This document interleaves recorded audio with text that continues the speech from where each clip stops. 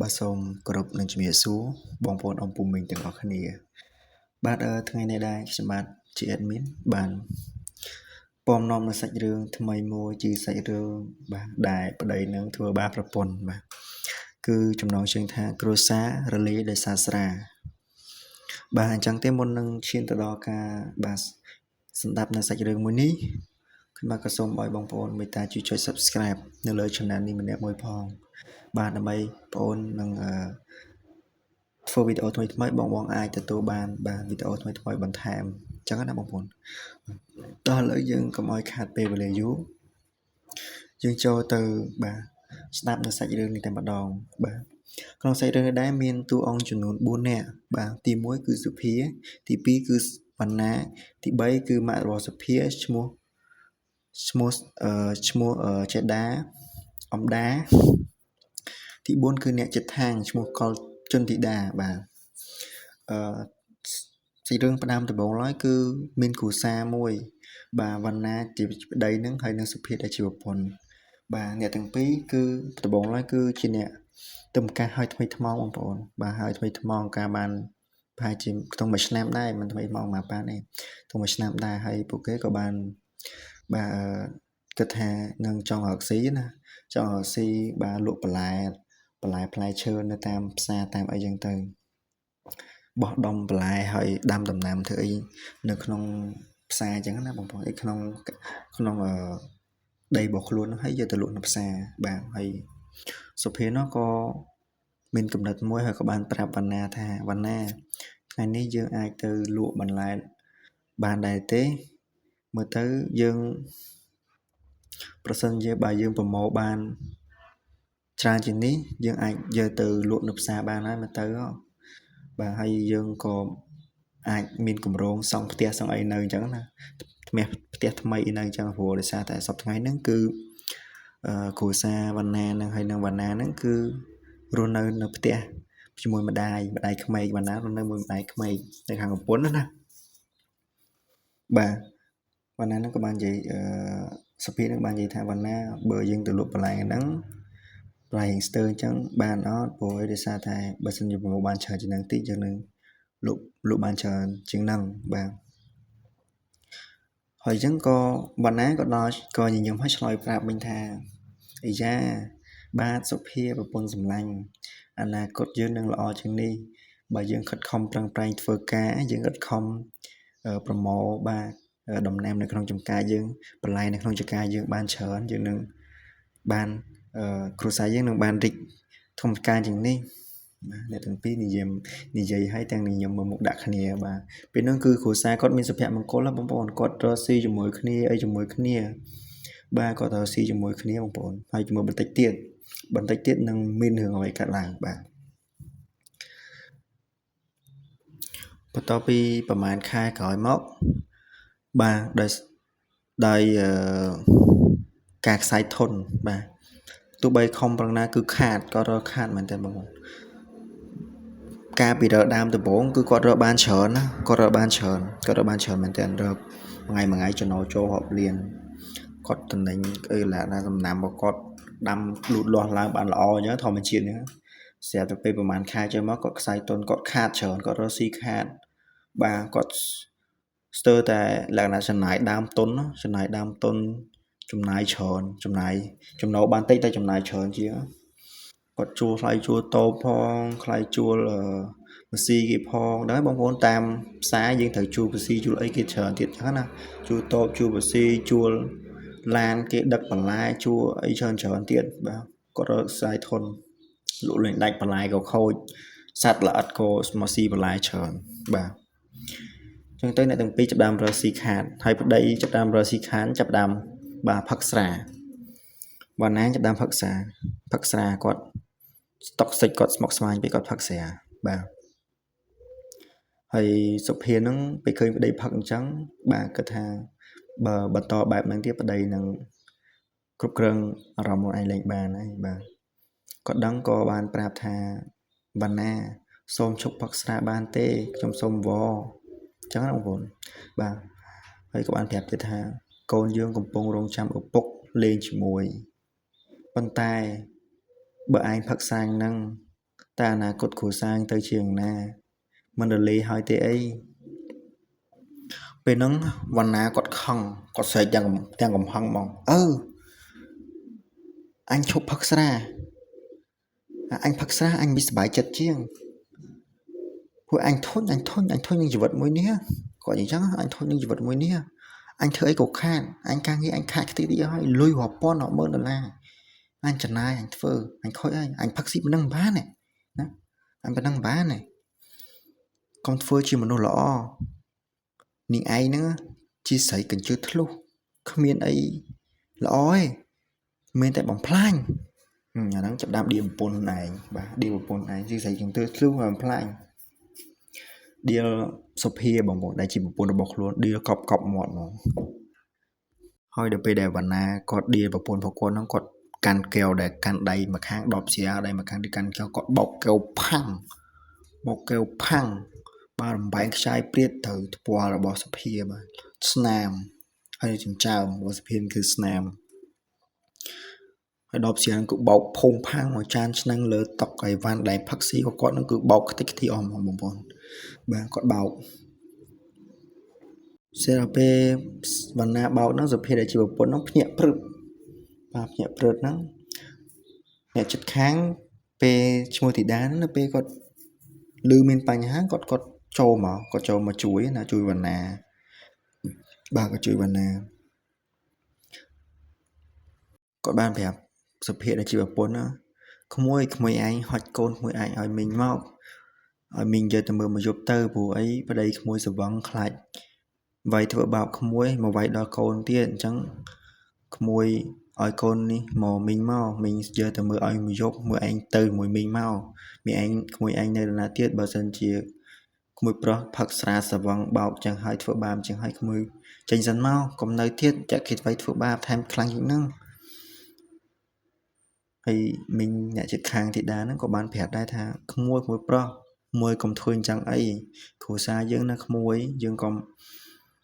បោករិឆាងអញ្ចឹងអីវាអត់ល្អទេអ្នកតីមើលមកវាមិនល្អទេក្មួយនេះកូនដែលកំពុងដេកលក់ពេលក្មួយធ្វើបាបអញ្ចឹងគ្នាភ្ញាក់គ្នាយំគ្នានៅក្មេងបងក្មួយគាត់និយាយអញ្ចឹងគាត់ថាឲ្យទៅបណ្ណាហ្នឹងក៏បានឆ្លើយមីឯងកុំចេះគ្រួសារខ្ញុំកុំចេះមីឯងធ្វើនៅផ្ទះមីឯងណាកុំចេះមួយគ្រួសារខ្ញុំទេក្នុងនាមមីងជាអ្នកចិត្តខាងមីងត្រូវតែមកជួយមើលចឹងហើយដោយសារតែវិញវាបាក់មើលហើយក៏មិនមែនសាច់ឆ្ងាយដែរគឺជាដូនមួយទេ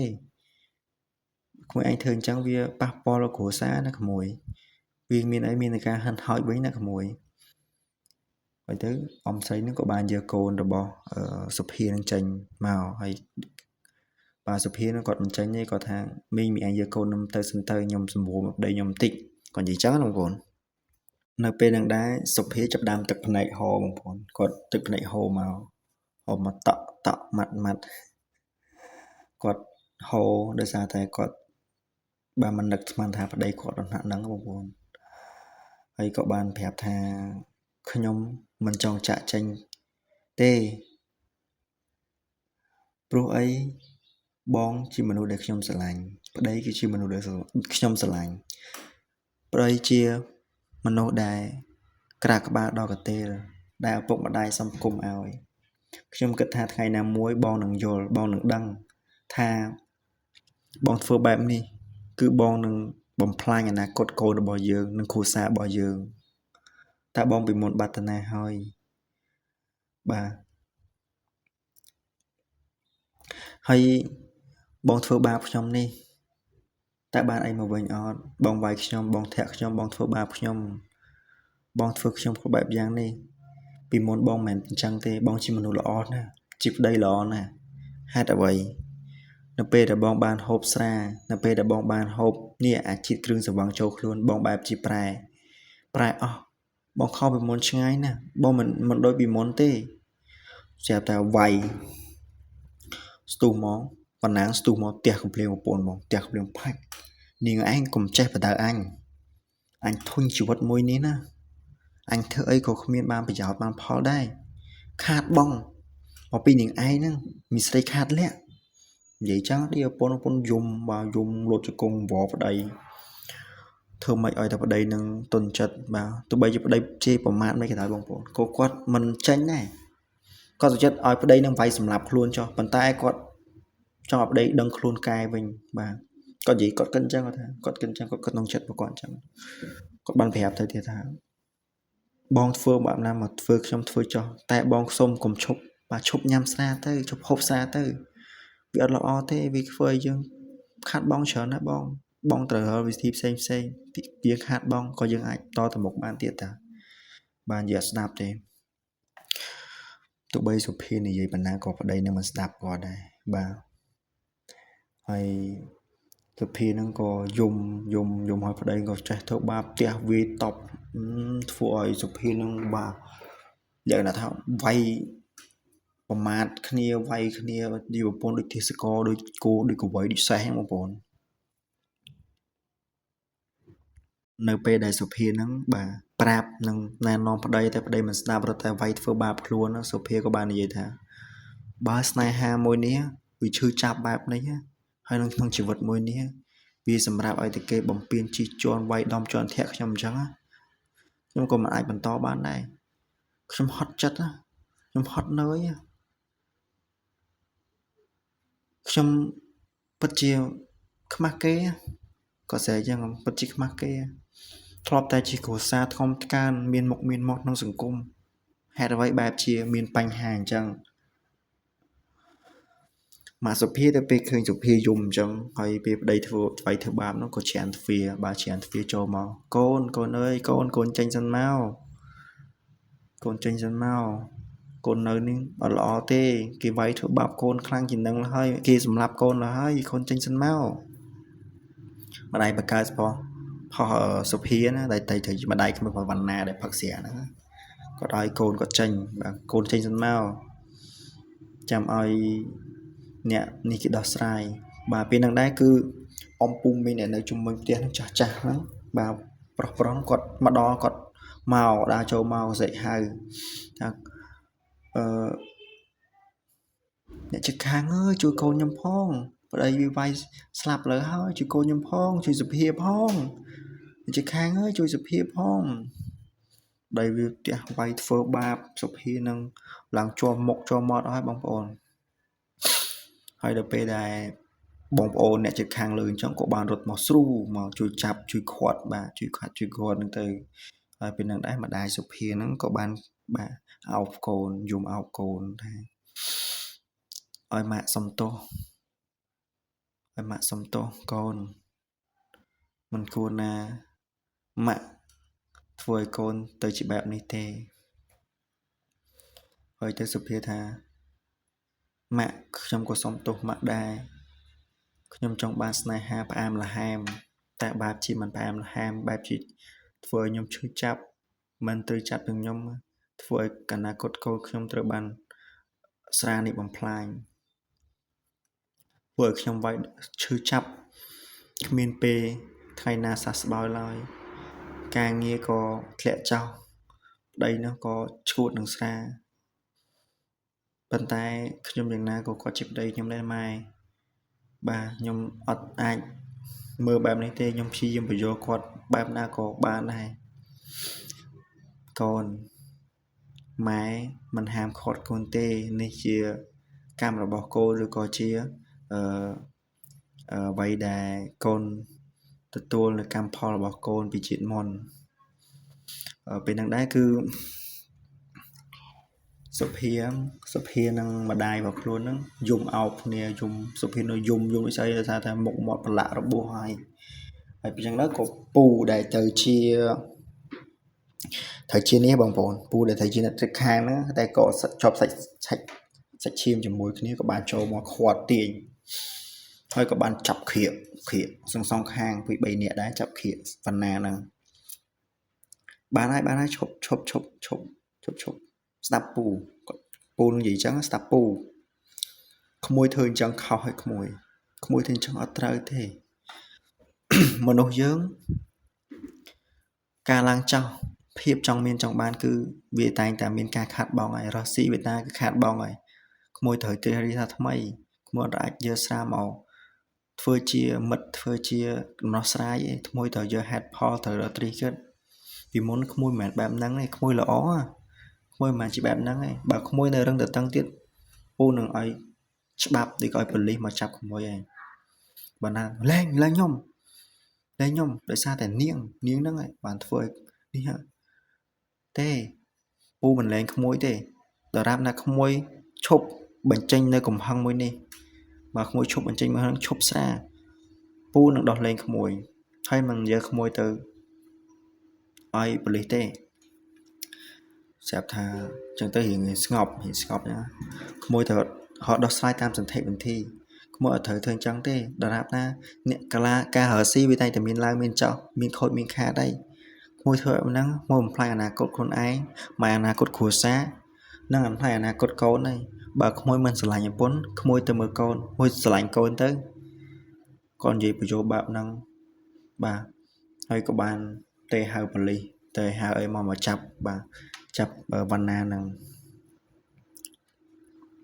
ចាប់វណ្ណាហ្នឹងចាប់ដាក់ខ្នោះបាទប៉ូលីសម្ដងបានចាប់ដាក់ខ្នោះនៅពេលប្រហែលខែមកដល់ពេលដែលប៉ូលីសចាប់ដាក់ខ្នោះចាប់អីហ្នឹងទៅចូលទៅកែប្រែទៅហើយសុភាដែលជាប្រពន្ធហ្នឹងក៏គាត់គិតថាព្រៃគាត់មិនកែទេដោយសារតែនៅក្នុងគុកគឺបកកចលុះវាយគេវាយឯងទៀតអញ្ចឹងណាបងប្អូនបាទគាត់ដោយសារស្រាវាយលុកមែនតើហ្នឹងស្រាវាអត់បានហ្នឹងទៅពមៀនទៅអីទៅតែវិញធ្វើបាបនេះតែទៀត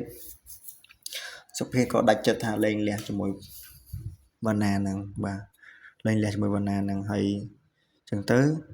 នៅពេលដែលថ្ងៃមួយហ្នឹងគឺវណ្ណាបានចេញពីគុកហើយតែមកសុំជួបសុភាហ្នឹង